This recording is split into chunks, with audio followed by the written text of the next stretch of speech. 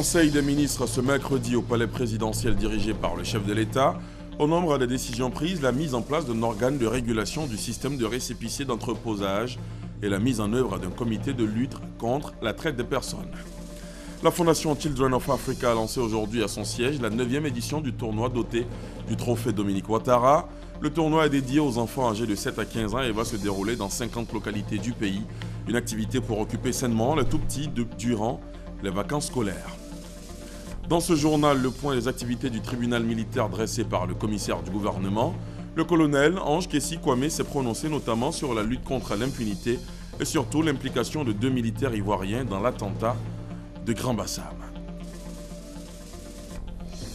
Et puis à l'étranger, le Royaume-Uni a un nouveau chef de gouvernement. Theresa May, la 2e femme de l'histoire qui accède à la tête du gouvernement britannique, remplace David Cameron. L'ancienne ministre de l'Intérieur prend les rênes d'un pays sorti de l'Europe, sous peu avec ses incertitudes et ses fortes divisions politiques. Voilà pour le sommaire. Bonsoir à tous. Bienvenue dans la grande édition. Le gouvernement ivoirien annonce une lutte corsée contre la traite des personnes. Un projet de loi relatif à la lutte contre la traite des personnes a été adopté aujourd'hui en Conseil des ministres. Un conseil dirigé par le chef de l'État qui s'est aussi prononcé sur la mise en place d'un organe de régulation du système de récépissé d'entreposage.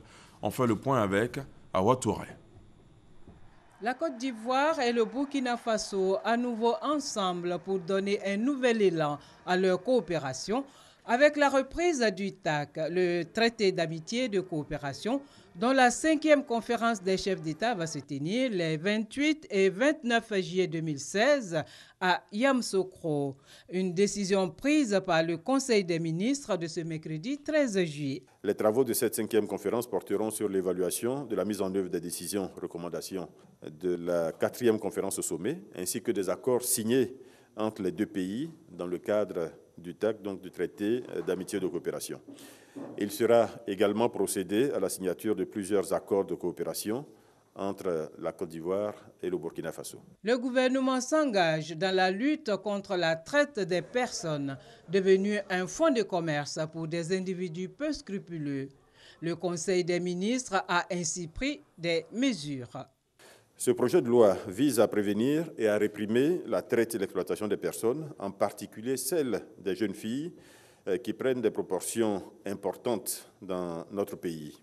En accord avec les standards internationaux, ce projet de loi organise un ensemble de mécanismes de répression, de prévention et de protection, en prenant en compte toutes les dimensions du phénomène. Il institue à cet effet un comité national de lutte contre la traite des personnes. Par l'effet du présent projet de loi, le recrutement, le transport, l'abus d'autorité, le transfert des personnes en vue de leur exploitation deviennent des faits constitutifs du délit de traite des personnes et frappés comme tels par des sanctions sévères, tant pénales que pécuniaires. Après la proclamation des résultats du BEPC, le gouvernement a dit sa satisfaction devant la tendance à la hausse du taux de réussite qui est passé de 17% en 2011 à 59,11% en 2016. Par ailleurs, dans le cadre de la mise en œuvre du programme École pour tous, le Conseil a décidé de développer le domaine des arts et de la culture dans les programmes d'enseignement. Le gouvernement a initié ce programme de recrutement et de formation qui va concerner 600 enseignants dans le domaine des arts, de la culture. Ce programme, nous le pensons, permettra aux jeunes de prendre plus pleinement conscience de leurs talents artistiques et d'améliorer la qualité d'apprentissage à travers l'éducation artistique et culturelle dans les lycées et collèges de Côte d'Ivoire. Les recrutements concernés se feront au cours des mois de décembre 2016 à janvier 2017 par un concours direct d'entrée au Centre de formation pédagogique de l'Institut national supérieur des arts et de l'action culturelle, donc l'INSAC. Pour finir, le porte-parole du gouvernement a annoncé la participation du chef de l'État ivoirien au 27e sommet de l'Union africaine à Kigali, au Rwanda, du 15 au 17 juillet 2016. Il est arrivé à Abidjan hier pour une visite de travail de 72 heures dans le cadre de la préparation du 5e sommet du traité d'amitié et de coopération ivoiro-burkinabé. Le ministre des Affaires étrangères, de la coopération et des Burkinabés de l'extérieur, Alpha Bari, a entamé ce mercredi des séances de travail avec les officiels ivoiriens. Alpha Bari a notamment rencontré aujourd'hui le ministre d'État, ministre de l'Intérieur et de la Sécurité. Le chef de la diplomatie burkinabé est allé féliciter le ministre Ahmed Bakayoko pour sa franche collaboration avec son homologue burkinabé dans la remontée des filières terroristes. Les deux pays, la Côte d'Ivoire et le Burkina Faso, ont été frappés par un attentat terroriste, vous le savez. Tous appellent à une collaboration des renseignements pour venir à bout du terrorisme. On fait le point avec Thomas Guessambi. Alpha Bari, ministre burkinabé des Affaires étrangères, à la rencontre d'Ahmed Bakayoko, ministre d'État, ministre de l'Intérieur et de la Sécurité. Ce mercredi 13 juillet, il s'est agi pour le premier, accompagné d'une délégation, d'échanger avec son homologue ivoirien sur la question de la coopération en matière de lutte contre le terrorisme. Nous vivons dans un contexte assez particulier, celui du terrorisme, et nous sommes désormais face au même défi, le défi sécuritaire, puisqu'il y a eu les attentats de Ouagadougou et de Grand Bassam. Et grâce aux échanges entre le ministre Ahmed Bakayoko et le ministre Simon Compaoré, nous avons bien avancé et on est arrivé à remonter les filières de Bassam à Ouagadougou en allant jusqu'au nord du Mali. Et j'ai tenu à le féliciter pour l'excellence de ces échanges et de cette relation. En outre, les deux hommes ont échangé sur les préparatifs du prochain sommet Côte d'Ivoire-Burkina Faso en matière de traité d'amitié et de coopération, le 5e du genre. La lutte contre le terrorisme également au cœur du point des activités du tribunal militaire dressé par le commissaire du gouvernement. Le colonel Ange Kessi Kwame s'est prononcé également sur la lutte contre l'impunité, les infractions commises par les forces de sécurité et de défense, les cas de fraude et de viol et surtout l'implication de 2 militaires ivoiriens dans l'attentat de Grand Bassam. Les précisions d'Abou Sanogo. Le tribunal militaire continue de fonctionner. Le procureur militaire, le colonel Ange Kessi Kwame, fait le point des poursuites judiciaires. 16 fonctionnaires de police, dont une femme, poursuivis pour des faits de racket, seront jugés fin juillet. En ce qui concerne la fraude et l'escroquerie au concours, 12 policiers et militaires ont été mis aux arrêts et attendent leur jugement. Ceux qui réclament l'argent pour espérer faire rentrer des personnes dans les écoles militaires, que cela arrête, parce qu'ils seront sévèrement sanctionnés. Mais il n'y a pas que. Parce que depuis 2012, il y a une autre loi qui punit également ceux qui sont victimes. Vous qui êtes plaignant, qui venez dire j'ai donné l'argent à quelqu'un pour me donner une place à l'école de police, ça n'a pas marché, je lui demande de me rembourser, de ne pas rembourser. Vous serez d'abord arrêté avant qu'on ne recherche le policier ou le gendarme ou le militaire. Pour faux et usage de faux, 3 militaires ont été arrêtés pour avoir imité la signature du chef d'état-major général des forces républicaines de Côte d'Ivoire pour établir des fausses cartes d'identité militaire. Par ailleurs, 8 dossiers de viol sont devant les juges. Pour ce qui concerne l'attaque de Grand Bassam, 2 militaires ont été arrêtés. Ils étaient informés des activités criminelles d'un des assaillants. Ils ont été cités par un nommé Sam, qui lui-même a été arrêté et entendu à la DST. Les enquêteurs sont sûrs de l'enquête. Dans chaque fois qu'ils découvrent des indices, qu'ils découvrent, qu'ils sont informés d'un fait, ils interpellent les personnes. Lorsqu'ils découvrent par exemple que le conducteur du groupe qui a attaqué Bassam avait des relations avec telle personne et que ces personnes même leur envoyaient à manger, mais on les interpelle pour savoir ce qu'ils ont fait. Lorsqu'on leur a dit qu'il y a 2 militaires qui sont impliqués, on les a interpellés. Quel est votre rôle? Et voilà ce qu'ils ont dit. Nous ne savions pas que c'était des djihadistes. On sait, nous avons des contacts avec eux. Comment vous les avez connus? Nous habitons le même quartier. Ils sont là depuis longtemps, donc on communiquait. Alors pourquoi on ne les a pas dénoncés? Selon eux, ils ne savaient pas que c'était des djihadistes. Mais l'affaire est grave. On les a pris pour avoir plus d'informations. L'enquête n'est pas terminée. Ils sont incarcérés, l'enquête n'est pas terminée. Je dis qu'ils seront jugés, mais d'ici là, on continue les enquêtes pour savoir ce qu'ils ont fait de plus grave en dehors de la non-dénonciation.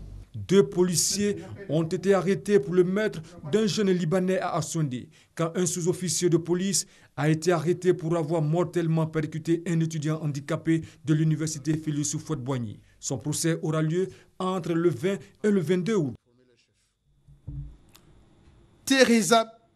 La Fondation Children of Africa a lancé aujourd'hui à son siège la 9e édition du tournoi doté du trophée Dominique Ouattara.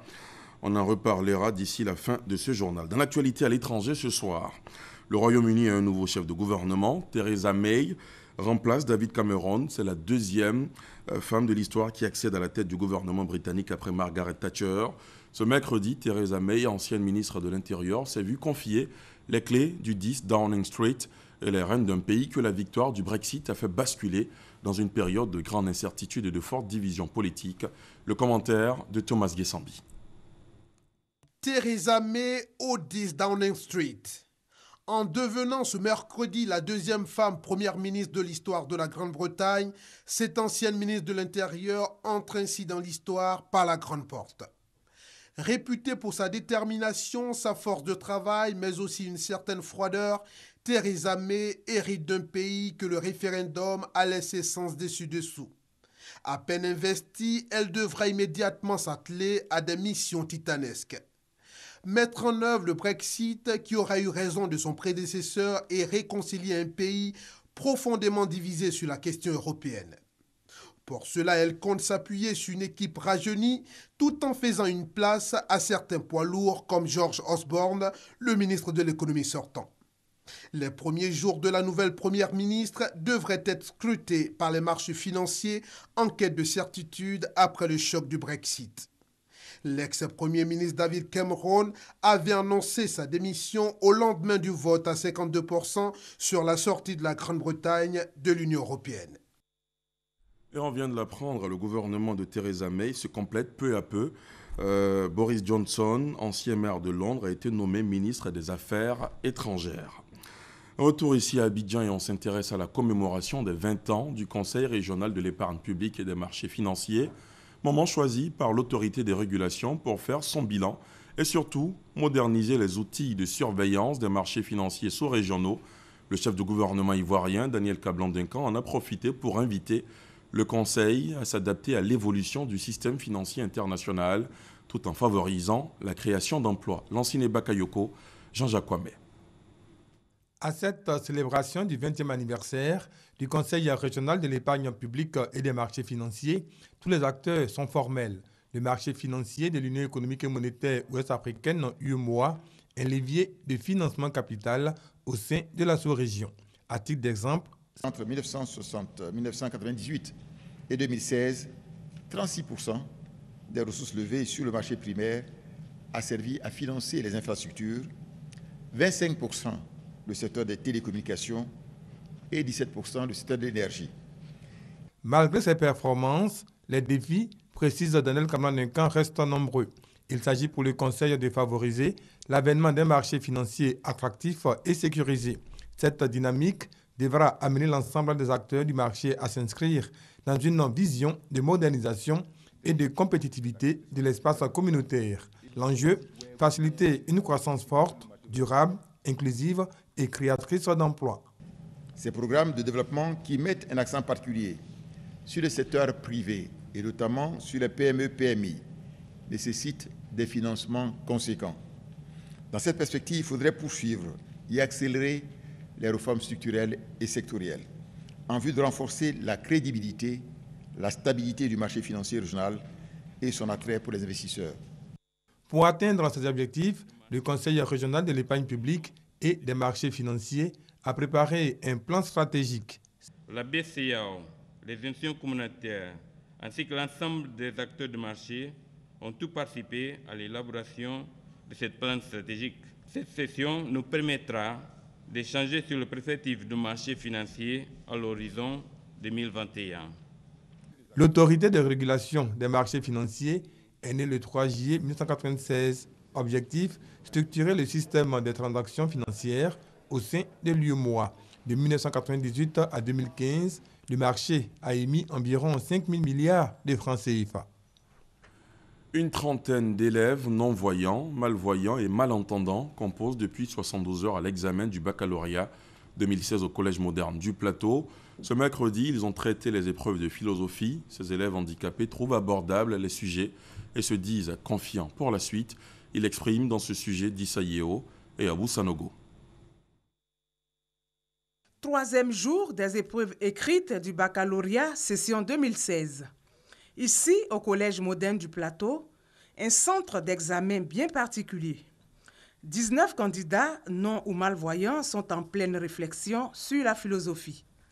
Un sujet abordable pour les candidats. Je pense que l'épreuve de philosophie est abordable parce que on arrive à comprendre le sujet. Les épreuves sont abordables. Nous avons fait de notre mieux pour nous préparer et nous espérons que le résultat sera en notre faveur. Non loin de là, dans cette salle, les sourds-muets et malentendants tentent de percer la pensée. Doit-on défier la légalité pour l'égalité ou l'essor de la technique doit-il susciter la crainte? En tout cas, 31 candidats handicapés de la vue et sourds-muets regroupés dans ce centre du Collège moderne du Plateau. Ça fait à peu près 5 ans que je suis responsable du service technique et chaque fois, nous composons au niveau du Collège moderne du Plateau. Et dans les salles, on a un problème de lumière parce qu'il faut de la lumière pour décoder. C'est-à-dire ce qui est écrit en braille, il faut l'écrire en noir. Donc quand on a un peu d'obscurité, vraiment c'est difficile pour nous. Leurs places sont bien identifiées dans les différentes salles, mais nous les regroupons dans des salles parce que compte tenu de leur caractère un peu spécial. Donc après la composition, il y a à leur niveau la traduction pour ceux qui sont les non-voyants, les malvoyants, la traduction et la transcription sur les feuilles de copie.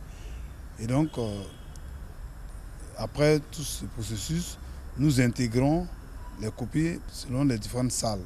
Ça nous prend énormément de temps. Sur toute l'étendue du territoire, ce sont donc 32 candidats malentendants, sourds-muets et non et malvoyants qui affrontent le baccalauréat. Sur les 32, un seul est candidat au bac technique. Direction maintenant Rome où se tient la 32e session du comité des pêches de la FAO, tribune de haut niveau pour discuter et aborder la situation mondiale des pêches et de l'aquaculture. À la tribune, le ministre ivoirien des Ressources animales et halieutiques invite les pays du monde à rester unis face à la pêche illicite non déclarée et non réglementée qui appauvrit les stocks de poissons. Envoyé spécial à Rome, Hugues Veblay. C'est le Forum mondial qui débat des grands problèmes des pêches et de l'aquaculture mondiale. Le comité des pêches de la FAO réunit actuellement à Rome de nombreux États. Ce 32e comité, auquel participe la Côte d'Ivoire, accorde une attention particulière aux progrès accomplis en matière du code de conduite pour une pêche responsable.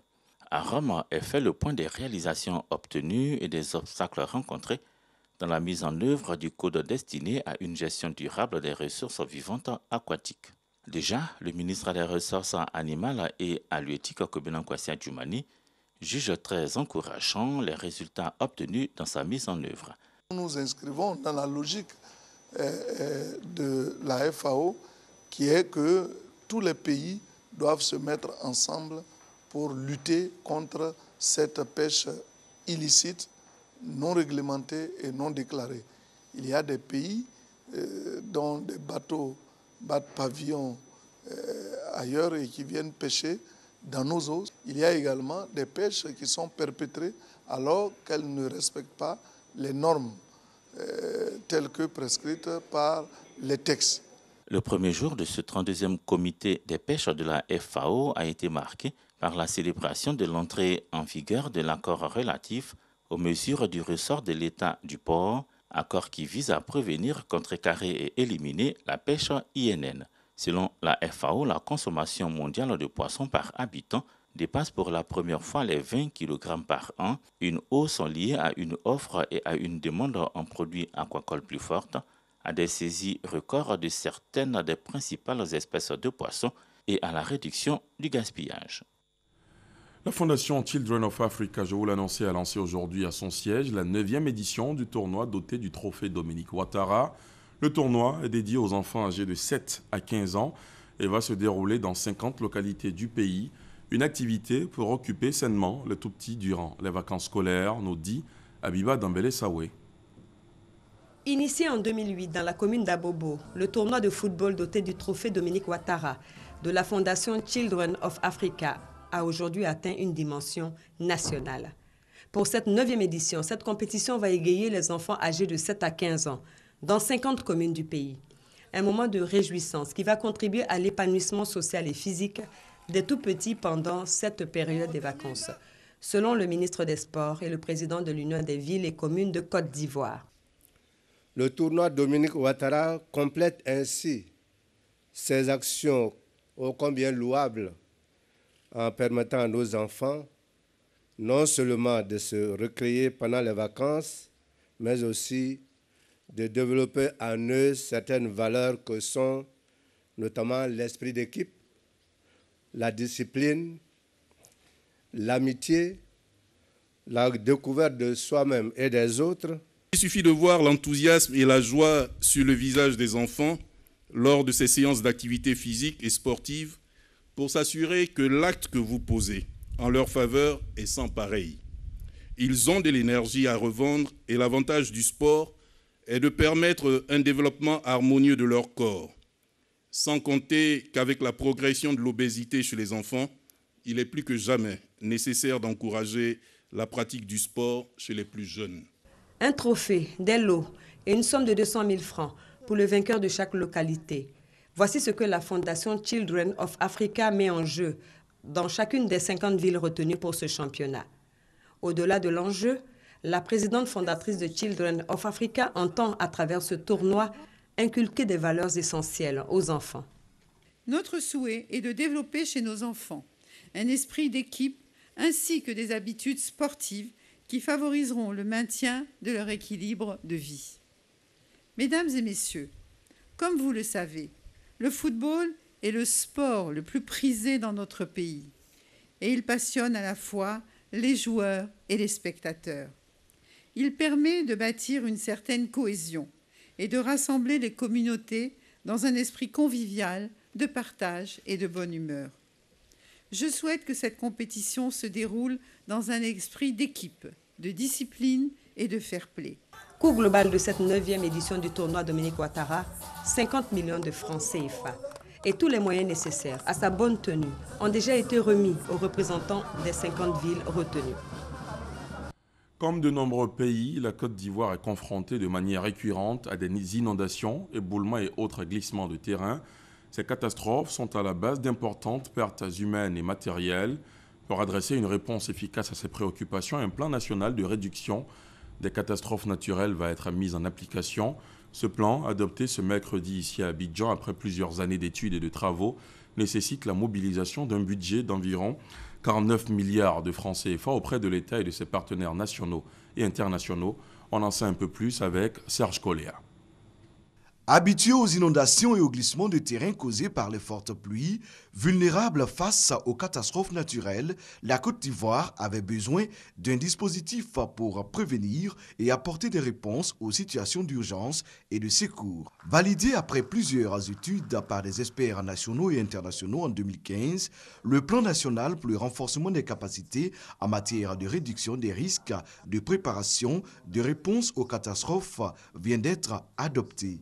La mise en œuvre de ce plan va nécessiter la mobilisation des ressources à hauteur d'environ 49 milliards de francs CFA. Si nous voulons protéger nos populations contre les aléas naturels, ne pas déplorer des pertes en vie humaine, des pertes d'infrastructures telles que les routes, nous pouvons mobiliser ces moyens. Et donc nous devrons utiliser ce plan pour rechercher des financements, non seulement au niveau national, mais au niveau des institutions financière internationale. Les représentants des organisations du système des Nations Unies ont pris une part active dans le processus d'adoption de ce plan. Le PND que le gouvernement vient d'adopter a déjà pris en compte ce plan. Donc assurer l'engagement de tous les parties prenantes sera le défi, mais j'en suis sûr qu'ensemble nous allons y réussir. Le plan d'action national pour le renforcement des capacités en matière de réduction des risques s'inscrit dans un engagement mondial. Engagement qui se résume en des actions concrètes à mener de 2015 à 2030. On en vient à cette rencontre entre une centaine de préfets et sous-préfets des régions du Sud Comoé et le directeur de l'Office national d'identification, ONI, ce mercredi. La rencontre a eu lieu au centre culturel Jean-Baptiste Moquet de Grand-Bassam. Au cœur des échanges, la présentation de masses décidées par le gouvernement en marge de la révision de la liste électorale. Le corps préfectoral et les sous-préfets sont les relais de l'administration au niveau local, faut-il le rappeler. Leur implication dans l'opération d'identification de masse garantit donc le succès du processus, comme nous le montre Gabriel Zani. Pour densifier la liste électorale, le gouvernement lance conjointement le projet Identification de masse. L'opération a été expliquée ce mercredi aux préfets et sous-préfets. Nous allons tout simplement encadrer cette opération de masse afin que les populations répondent et que des personnes ne restent plus à l'écart de tout ce qui est état civil. Notre rôle en tant qu'autorité préfectorale, c'est de sensibiliser nos populations. Sensibiliser nos populations pour comprendre que cette identification de masse est à leur honneur. L'identification de masse, un véritable travail de fourmi. Les registres d'état civil de 2009 seront analysés pour retirer les personnes décédées. Comme l'illustrent ici ces images, les greffes dans les tribunaux vont étudier les registres pour établir les listes des personnes déchues de leur droit de vote. Enfin, des audiences foraines se tiendront pour fournir des cartes d'identité aux personnes en âge de voter. L'identification de masse a pour finalité d'apurer la liste électorale de tout doublon. Nous sommes dans la perspective de la mise en place d'un registre national des personnes physiques, ce qui sous-entend que tous ceux qui sont en âge de voter, tous ceux qui sont en âge d'avoir une CNI, c'est-à-dire 16 ans et plus, doivent figurer dans la base de données nationale de l'Office national d'identification, qui est la base de référence, qui est la base qui permet de vérifier l'authenticité de l'identité des personnes, qui permet à l'État de Côte d'Ivoire de s'assurer de l'existence des informations de ces personnes-là qui vivent sur son territoire. Des dossiers relatifs à l'identification et des valises sont distribués aux préfets et sous-préfets. 129 centres sont déjà fonctionnels et 1266 agents ont été déployés dans les sous-préfectures et préfectures qui font office de centres d'enrôlement. C'est pourquoi le gouvernement table sur l'implication des autorités locales.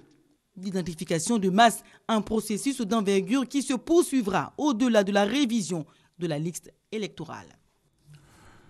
Dans le reste de l'actualité à l'étranger, les étrangers se trouvant au Soudan du Sud où se sont déroulés des affrontements meurtriers entre les forces loyalistes et ex-rebelles sont en cours d'évacuation par l'armée de l'air allemande, annoncée aujourd'hui par le ministère allemand des Affaires étrangères. Et on vient de l'apprendre, Barack Obama ordonne l'envoi de soldats pour protéger l'ambassade américaine à Juba. L'ancienne ministre burundaise Afsa Mosi a été assassinée ce mercredi à Bujumbura, annoncée par le porte-parole de la police Pierre Nkurikiye, membre du parti au pouvoir, le CNDD-FDD. Afsa Mosi, réputé proche du président Pierre Nkurunziza, avait été successivement ministre de la communication et porte-parole du gouvernement, puis ministre aux affaires de la communauté des États d'Afrique de l'Est. Reportage. Alors que les pourparlers inter-burundais ont échoué ce mardi 12 juillet en Tanzanie, un autre meurtre vient saboter la sortie de crise. Afsa Mosi, ancienne ministre et proche du président, assassinée ce mercredi à 10h30, heure locale dans le quartier de Giosha, dans l'est de la capitale Bujumbura, par deux criminels armés de fusils d'assaut de type AK-47 dans un véhicule.